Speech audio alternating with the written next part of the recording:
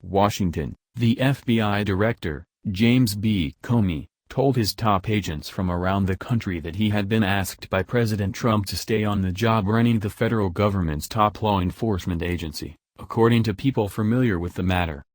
A decision to retain Mr. Comey would spare the president another potentially bruising confirmation battle. It also would keep Mr. Comey at the center of the FBI's investigation into several Trump associates and their potential ties with the Russian government.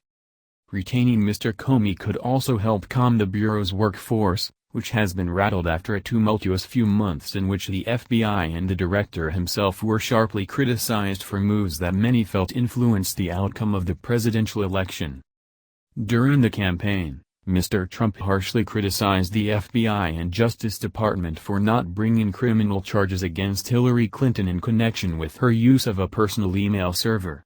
After Mr. Trump was elected in November, he said in a nationally televised interview that he had not made up his mind about whether he would ask Mr. Comey to resign. Continue reading the main story. The Trump White House.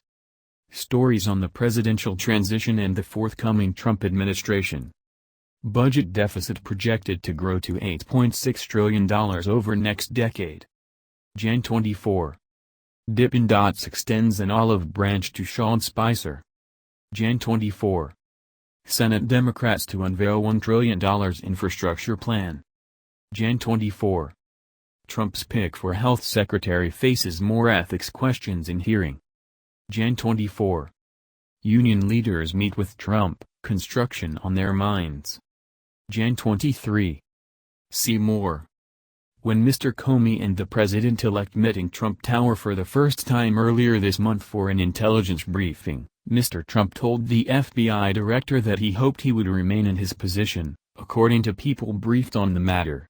And Mr. Trump's aides have made it clear to Mr. Comey that the president does not plan to ask him to leave, these people said.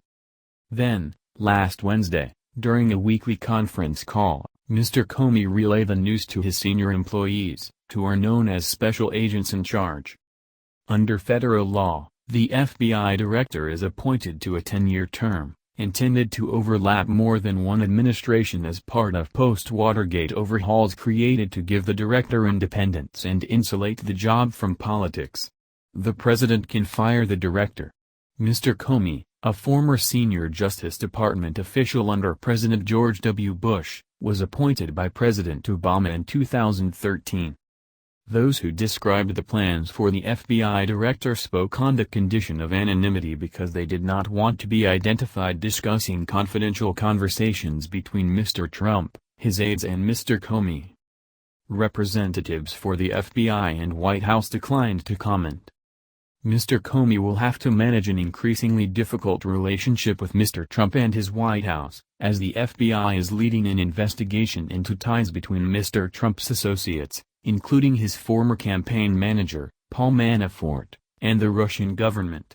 As part of that inquiry, agents have examined intercepted communications and financial transactions. Mr. Comey has repeatedly declined to discuss the investigation with members of Congress. Mrs. Clinton and many Democrats blame Mr. Comey for her defeat, and it is not clear whether she would have kept him on had she won. In July, Mr. Comey held a news conference to announce that the Bureau was recommending to the Justice Department that Mrs. Clinton or her aides not be charged in connection with the mishandling of classified information on her personal email server. At the news conference, Mr. Comey took the unusual step of criticizing how Mrs. Clinton and her aides handled classified information, saying it was extremely careless. Then, 11 days before the election, Mr. Comey sent a letter to Congress saying new emails that appeared related to the investigation had surfaced, which the Bureau needed to analyze. The letter set off a flurry of reports about Mrs. Clinton's personal email server.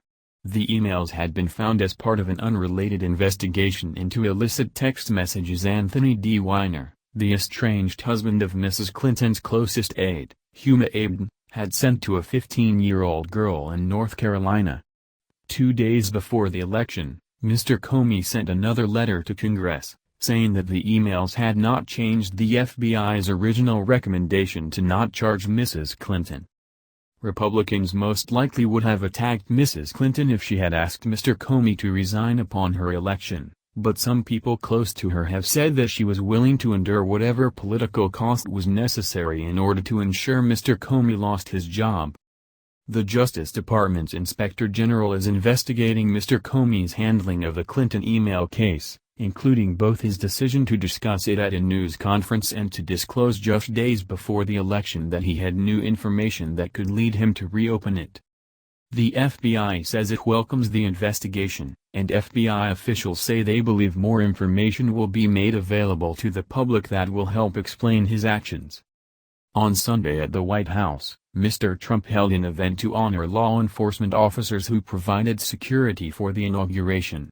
After calling the Secret Service director to the front of the room, Mr. Trump spotted Mr. Comey. "Oh, there's Jim, he's become more famous than me," Mr. Trump said.